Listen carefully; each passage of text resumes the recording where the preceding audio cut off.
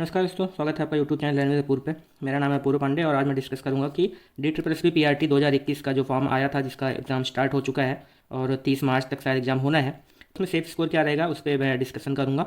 और आप मेरी बात मानेंगे क्यों? क्योंकि मैंने DSSB TGT मैथ मेल का एग्ज़ाम क्वालिफाई किया हुआ है और मैं कुछ अपना एक्सपीरियंस आपसे शेयर करने जा रहा हूँ। ठीक है, तो देखेंगे सबसे पहले 2018 में PRT की टोटल वैकेंसी जो थी 4366 थी। ठीक है, जिसमें UR की सीट 1610, OBC 1286, SC 714, ST 756। ठीक, अब इसमें देखिए ई रोजियर की कट ऑफ क्या गई थी, 2018 की बात कर रहे हैं हम। वैकेंसी 4366 थी। ठीक, ई रोजियर की कट ऑफ गई थी जनरल के लिए 117, OBC का 98.50, SC का 94.2023, ST का 60.72। ठीक है, और इसमें कितने लोगों को बुलाया गया था 4000 सीट के लिए?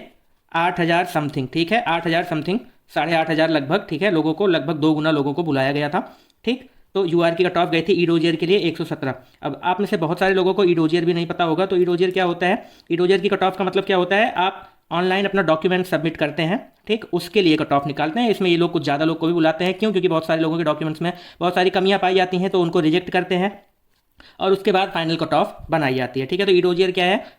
आपसे आपका डॉक्यूमेंट ऑनलाइन सबमिट करने के लिए कहा जाएगा, उसके लिए जो कट ऑफ आती है वो ई रोजियर की कट ऑफ होती है और ये फाइनल नहीं होती है। इसमें अगर आपका हो रहा है तो इसको आप फाइनल सिलेक्शन नहीं मानेंगे, फाइनल कट ऑफ इंक्रीज होकर कुछ ना कुछ आती है। ठीक है, तो final cut off last year गई थी 122.71 जनरल के लिए। ठीक है, OBC के लिए 107, SC के लिए 101, ST के लिए 68। अच्छा, इसमें एक और खास बात होती है कि जो एग्जाम होगा 200 नंबर का होगा। पार्ट 1 पार्ट 2 दो पार्ट में पेपर होता है। पार्ट 1 और पार्ट 2 दोनों में अगर आप जनरल कैटेगरी में हैं तो पार्ट 1 और पार्ट 2 दोनों में 40-40 आपको स्कोर करना होता है।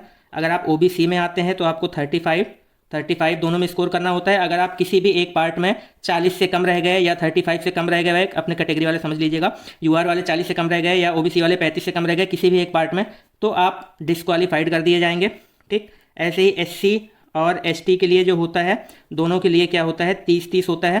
कुछ लोग EWS वाले होंगे, सोच रहे होंगे उनके लिए क्या होगा, तो EWS वालों को भी 40-40 स्कोर करना होता है दोनों पार्ट में। ठीक, इससे कम आप करेंगे, खैर इससे कम आप क्या, 117 कट ऑफ गई थी तो इससे नीचे तो जाने वाली नहीं है, तो आप 40-40 स्कोर करेंगे तो भी आपका होना नहीं है। ठीक, आपको स्कोर तो बहुत ज़्यादा करना है।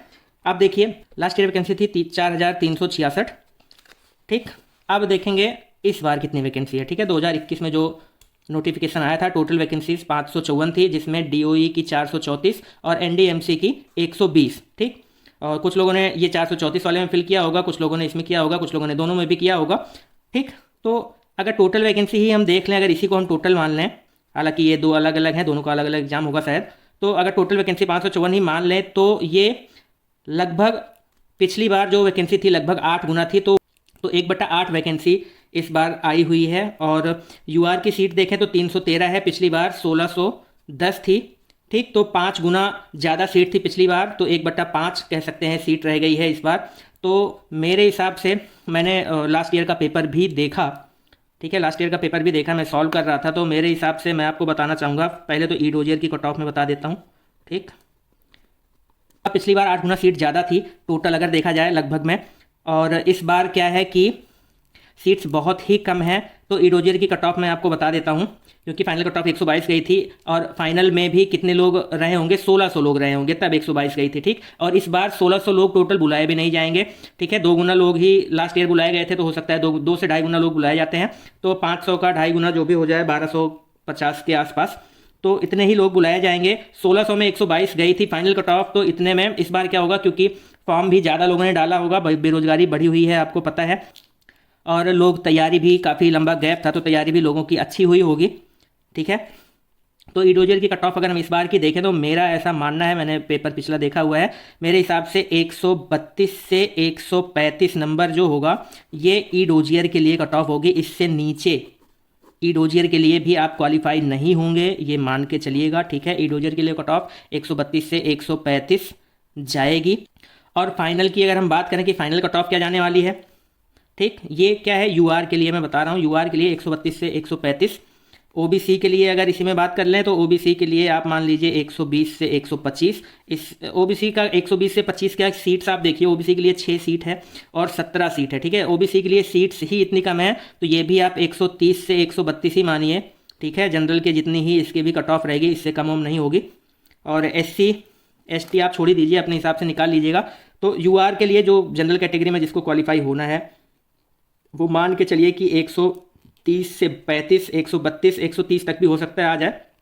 तो 130 से 135 ई डोजियर की कट ऑफ रहने वाली है। और फाइनल कट ऑफ की अगर हम बात करेंगे, ठीक है, अगर फाइनल कट ऑफ की बात करेंगे, फाइनल कट ऑफ 140 प्लस जाने वाली है। ठीक है, तो अगर आपकी तैयारी 140 प्लस की नहीं है, ठीक, अगर आपकी तैयारी 140 प्लस की नहीं है तो अभी भी आपके पास थोड़ा सा टाइम है।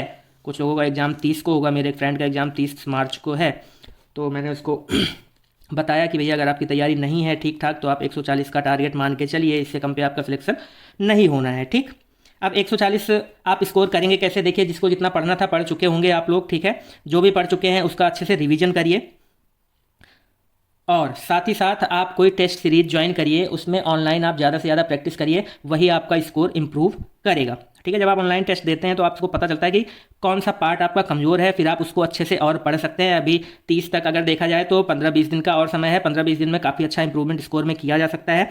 तो आप लोग 140 प्लस का टारगेट मान के चलेंगे। 140 से नीचे जो है वो बिल्कुल भी सेफ रहेगा नहीं, वो बिल्कुल उसको डरा रहना पड़ेगा कि होगा कि नहीं होगा। हाँ, कट ऑफ 140 या 130-35 के नीचे भी हो सकता है चली जाए, लेकिन ऐसा तभी होगा जब पेपर काफ़ी हार्ड आ जाए। ठीक है, अगर पेपर हार्ड आता है, डिफिकल्ट आता है, तब तो ये हो सकता है कट ऑफ डाउन चली जाए। लेकिन लास्ट ईयर की तरह ही अगर पेपर आता है, या जैसे DSSB TGT का पेपर आया था, उसमें पार्ट 2 का छोड़ दो, पार्ट 2 तो अनएक्सपेक्टेड आ गया था। अगर इसमें भी कुछ अनएक्सपेक्टेड चीज़ें होती हैं, जैसा मैथ्स मेल में हुआ था इस बार, देखिए मैथ्स में क्या हुआ कि 988 सीट थी और 741 लोग ही क्वालिफाई कर पाए। ठीक है, क्वालिफाई ही नहीं कर पाए, जितनी सीट्स थी उतने लोग। हालांकि मेरा क्वालिफाई हुआ है और सिलेक्शन भी हो जाएगा। 80 नंबर कट ऑफ गई है ई डोजियर की और मेरा 105 नंबर है।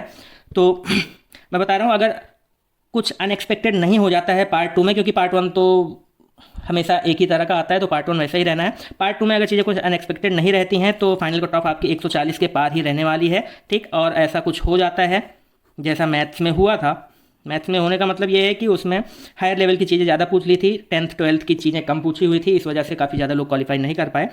तो ऐसा कुछ अगर इसमें हो जाएगा तो हो सकता है कट ऑफ 125 130 तक चली जाए, अदरवाइज 140 प्लस ही रहनी है। तो अगर आपको ये वीडियो पसंद आई हो तो वीडियो को लाइक करिएगा, और हाँ, तो ये चैनल को सब्सक्राइब जरूर कर लीजिएगा, क्योंकि ई डोजियर में क्या क्या डॉक्यूमेंट्स लगते हैं और काफ़ी चीज़ें इसमें काफ़ी प्रॉब्लम्स आती हैं आगे जाके, तो वो सारी चीज़ें भी मैं इस चैनल पर आपको वीडियोज़ के थ्रू बताता रहूँगा, तो आपके लिए फ़ायदेमंद रहेगा। धन्यवाद।